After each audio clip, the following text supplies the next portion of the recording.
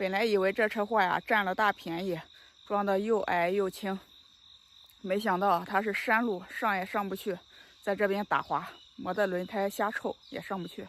这个坡呀特别的陡，主要是这边下雨下了一夜，路滑，轮胎干磨它不往前走，离目的地还有8公里。刚才跟这个来宾的负责人联系，问他前面路是什么情况，还有没有别的路可以走。这边的负责人说只有这一条路，他还说前面有好几个坡，本来想着再等一会儿，等路干了再往上爬，一看天气预报还有雨，啥也不说了，硬闯吧。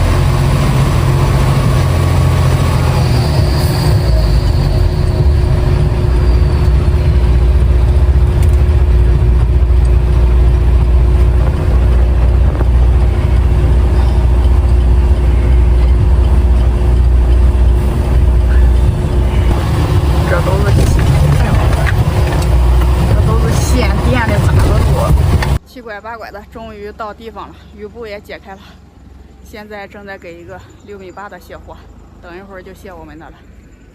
6.8米的卸完了，现在轮到我们卸车了，赶紧卸，我感觉这个天儿马上要下雨啊！现在这个天儿感觉又要下雨了，赶紧卸完得赶紧出去。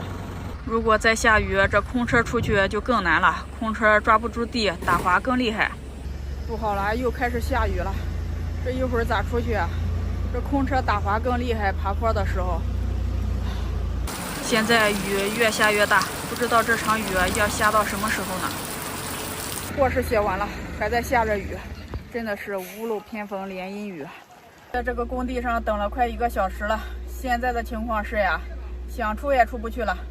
在我们后面还有一个9.6米的车子和一个半挂车，堵在了第2个坡道那里，上不来也下不去。现在上来了一辆车，这个车的大哥说后面好几辆车子都把路给堵上了，在工地上等急了，现在把车子开到下面来了，已经开到了坡最陡弯最多的路段了，前面几辆上不来的车就堵在了坡底儿。现在那个挂车就在那个后面停着，那个后面的挂车大哥说肯定是上不来，看看这些轮胎印子，就是刚才上坡的时候硬磨上去的。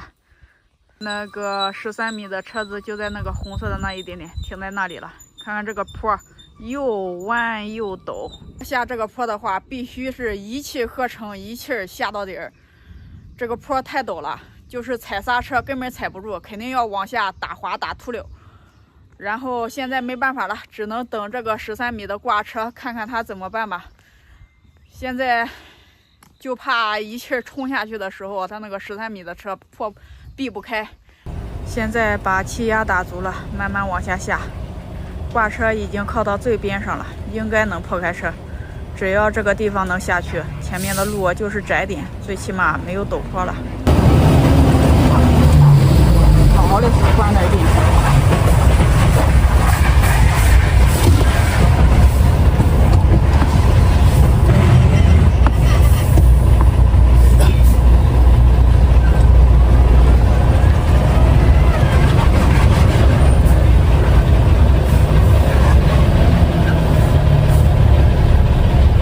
挂车也已经最大限度的让出这么一点空了，马上到大路了，这里还停了一辆车子，也是去那个工地送货的。一个大板车，终于出来了，停车找货。